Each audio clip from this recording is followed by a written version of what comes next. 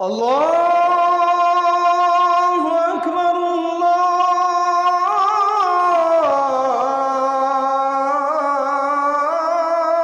আল্লাহু আকবার। স্বার্থপর এই দুনিয়া শেষ পর্যন্ত কাউকে মনে রাখে না, কারো জন্য থেমেও থাকে না। বহুত স্বার্থপর এই দুনিয়া, বহুত স্বার্থপর। আমি বলছি কয়দিন আগেও, এই 2-3 দিন আগে আমি ফজরের নামাজের আধা ঘন্টা পরে আমার বাসার সামনের বাজারে গেছি, দেখছি একটা হাইয়েস আর ট্রাক অ্যাক্সিডেন্ট করছে, অনেক গাড়ি আটকায় গেছে।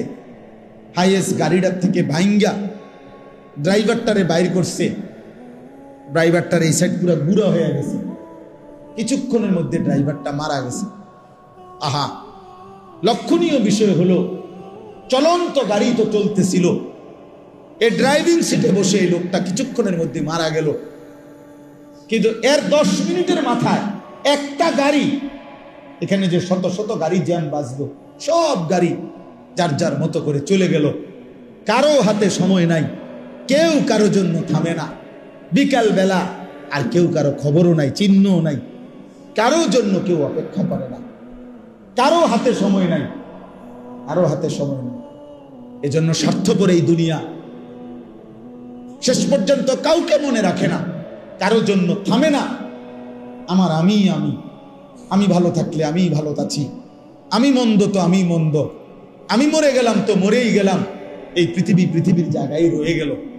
তোমার জন্য কেউ থামবে না, সূর্যও না, চন্দ্রও না, আলো বাতাস রোদ বৃষ্টি কেউ না, একটা মানুষও না, একটা মানুষও না।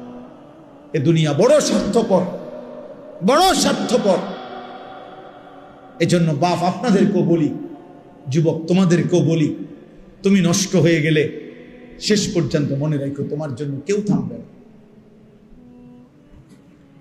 আপনাদেরকে বলি বাবা, স্ত্রী সন্তানের জন্য যদি আপনি হারাম উপার্জন করে জীবনটা শেষ করছেন, কোনোদিন পাবেনও নাই।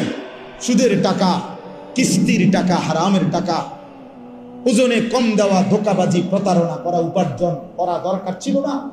আমনের কলজার মধ্যে শয়তানে বসায় দিছে যে বউ বাচ্চার লাগে এগুলা করতেছ, করো না রে বাপ, খোদার কসম এরা মনে রাখবে না, এরা মনে রাখবে না, এরা কোনোদিন বলবে না, এরা মনে রাখবে। দুপুর বেলা জানাজা হইছে, আসরের পরে জানাজা হইছে, কানছে 2 ঘন্টা 4 ঘন্টা, ঝি পুত নাতি নাতনি স্ত্রী সন্তান।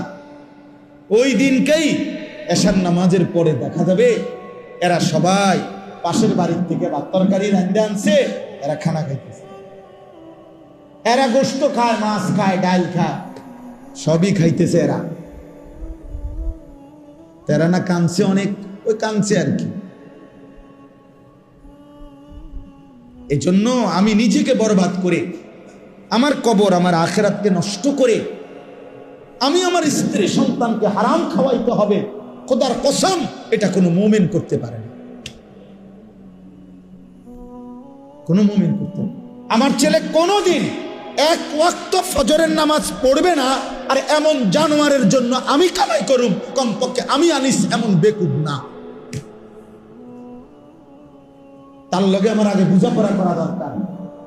তুই মুসলমানের বাচ্চা কিনা আগে এটা বল, তুই ইমানদারের সন্তান কিনা বল বেটা।